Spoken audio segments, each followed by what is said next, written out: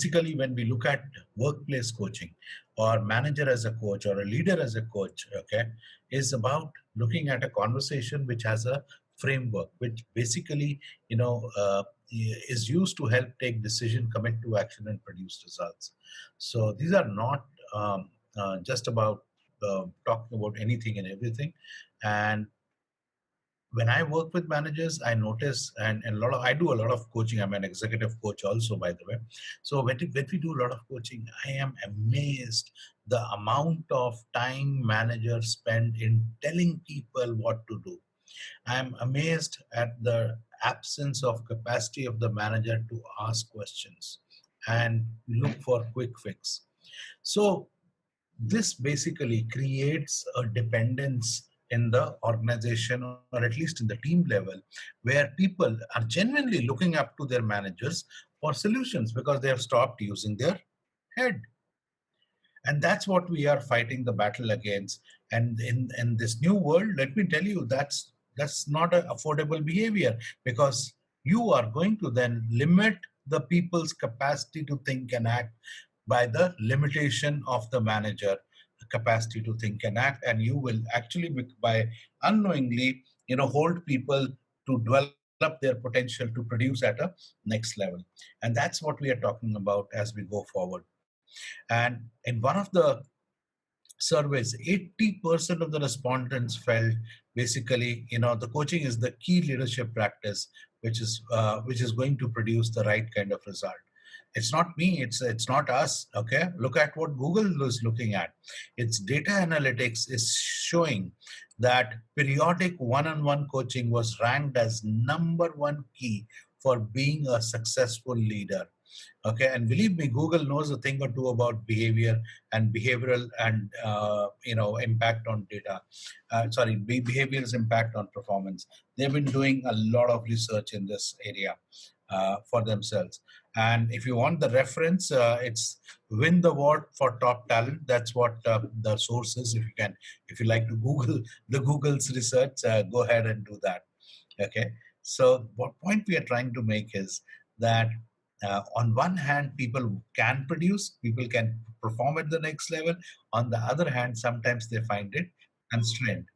Okay, so like I said in the beginning, today's session is going to be about you researching your organization, or as a group, we finding basically how far away or how close we are with the global thinking. Okay, and therefore the next question I'm going to poll with you is, what percentage of employees are engaged at work? And then I'll share some data which is already available out there. Okay, so uh, let's pick the second one. So you should be able to see a poll on your screen right now, which says what percentage of employees are engaged at workplace. Okay, so we're looking at number as we go forward. Okay, so let's look at the poll. I'm going to end it and I'm going to share the results. As you can see, what we are saying is 70% is the highest number, and that seems to be a perfect bell curve. Okay, and as we look at this perfect bell curve, and if I do some simple mean mode analysis, it looks like our median or mode will come to about you know, uh, 65, give and take, doesn't matter. So we're talking about 65% engaged population, and 35% is not very engaged as we go forward. So let's look at what is the global score and how we are doing. Okay. All this is there. This is a Gallup survey which tells us this is a US score, not a global score. Pardon that. Okay, what does it look like in US? Over 50% are not engaged. So we are good, by the way. Number one, we are doing better than US in that sense, and 50% are engaged. If this was the sample, if I was to take a sample and compare it with the global part of it as we look at it. So that's how the numbers are stacking up. Now, the question is we are asking is, beyond the numbers, is what does this mean?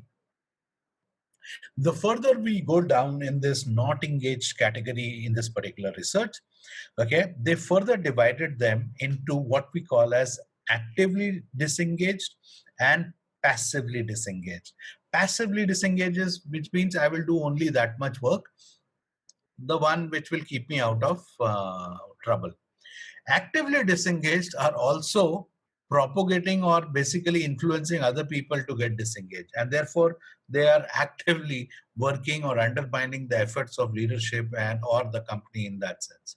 And that's a huge cost, because it's like running a race with weights tied to your ankles. And imagine if you how much faster we could run as a leader, as a team, as an organization, if those weights were to come off. Okay, and that's a challenge of, that's a cost of not having actively engaged people, and that's the challenge where we are looking at. So how do we address this challenge? And that's what we are going to look at. Like I said, we are going to be building our research, and we are going to keep comparing with some of the global researchers and ourselves. So, and this is where you'll have to think. It's not about guessing now. This is where you have to put on your thinking hat. This poll is not as simple as the earlier numbers, which is just number based. It's a multi-choice poll, which means you can choose more than one option. But I want you to really, really think and say, okay, these are the two which are most important things that employees need from their managers. Don't just select all, okay, because that will skew the data. So imagine if you could only vote for two or three items, what those two or three items would be as you poll them as you go forward in the process. Okay, so you will be able to see the poll, and then of course we'll compare ourselves with the research available. So these are the options which we have. What do you think employees want from the leaders? It's a multi-choice, keep in mind, which is there. Okay, you can choose more than one and think. I'll give you a slightly longer time, a time frame of about a minute and a half to poll your answer. Humble request is don't select all six, okay? Because we want you to find out which you think are the ones which are top two or top three in this particular context. Let's look at the results.